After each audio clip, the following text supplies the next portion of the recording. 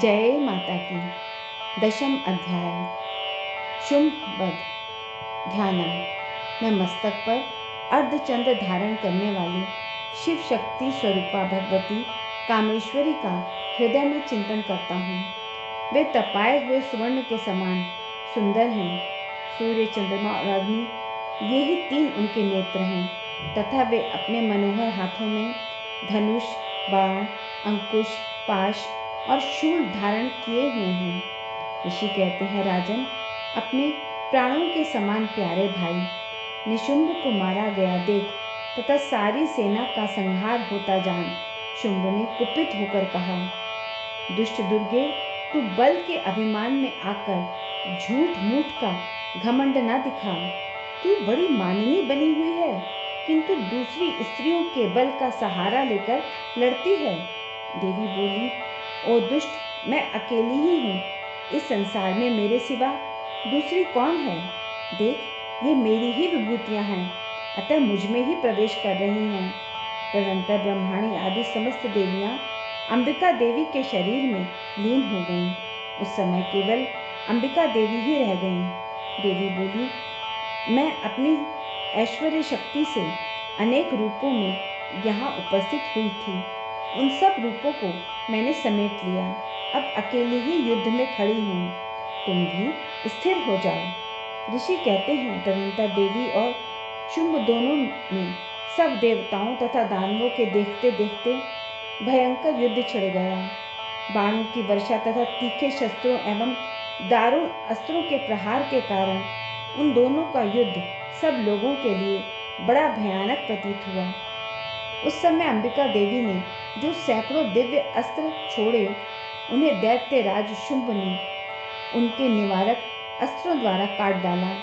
इस प्रकार शुंभ ने भी जो दिव्य अस्त्र चलाए, उन्हें परमेश्वरी ने भयंकर हुंकार शब्द के उच्चारण आदि द्वारा खिलवाड़ में ही नष्ट कर डाला। तब उस असुर ने सैकड़ों बाणों से देवी को आच्छादित कर दिया। यह देख क्रोध में भरी हुई उन देवी ने बाण मारकर उसका धनुष काट डाला।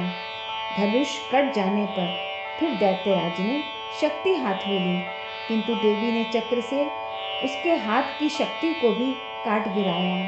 तत्पश्चात दैत्यों के स्वामी शुंभ ने 100 चांद वाली चमकती हुई ढाल और तलवार हाथ में ले उस समय देवी पर धावा किया। उसके आते ही चंडिका ने अपने धनुष से छोड़े हुए तीखे बाणों द्वारा उसकी सूर्य किरण के समान उज्जवल ढाल और तलवार को तुरंत काट दिया। फिर उस दैत्य के घोड़े और सारथी मारे गए। धनुष तो पहले ही कट चुका था। अब उसने अंबिका को मारने के लिए उद्यत हो भयंकर मुदगर हाथ में ले लिया।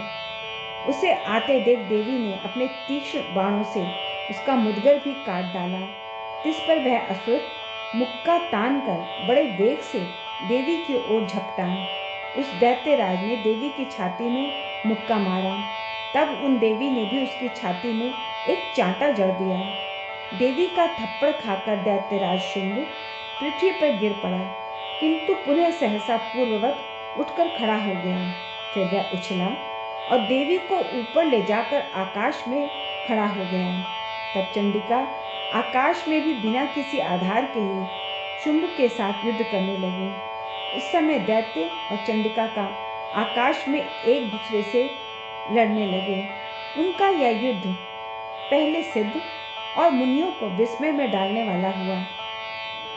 फिर अंबिका ने शुंभ के साथ बहुत देर तक युद्ध करने के पश्चात उसे उठाकर घुमाया और पृथ्वी पर पटक दिया।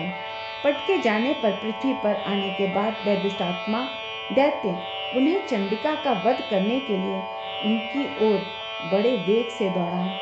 तब समस्त दैत्यों के राजा शुंभ को अपनी ओर आते देख देवी ने त्रिशूल से उसकी छाती छेद कर उसे पृथ्वी पर गिरा दिया। देवी के शूल की धार से घायल होने पर उसके प्राण पखेरु उड़ गए।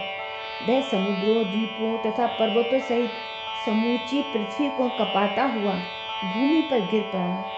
तदंतर उस दुरात्मा के मारे जाने पर संपूर्ण जगत प्रसन्न एवं पूर्ण स्वस्थ हो गया तथा आकाश स्वच्छ दिखाई देने लगा। पहले जो उत्पात सूचक मेघ और उल्कापात होते थे, वे सब शांत हो गए तथा उस दैत्य के मारे जाने पर नदियां भी ठीक मार्ग से बहने लगीं। उस समय शुंभ की मृत्यु के बाद संपूर्ण देवताओं का हृदय हर्ष से भर गया और गंधर्वगण मधुर गीत गाने लगे। दूसरे गंधर्व बाजे बजाने लगे और अप्सराएं नाचने लगीं। पवित्र वायु बहने लगी, सूर्य की प्रभा उत्तम हो गई, अग्निशाला की बुझी हुई आग अपने आप प्रज्वलित हो उठी तथा संपूर्ण दिशाओं के भयंकर शब्द शांत हो गए। इस प्रकार श्री मार्कंडेय पुराण में सावर्णिक मनवंतर की कथा के अंतर्गत देवी महात्म्य में शुंभ वध नामक 10वां अध्याय पूरा हुआ।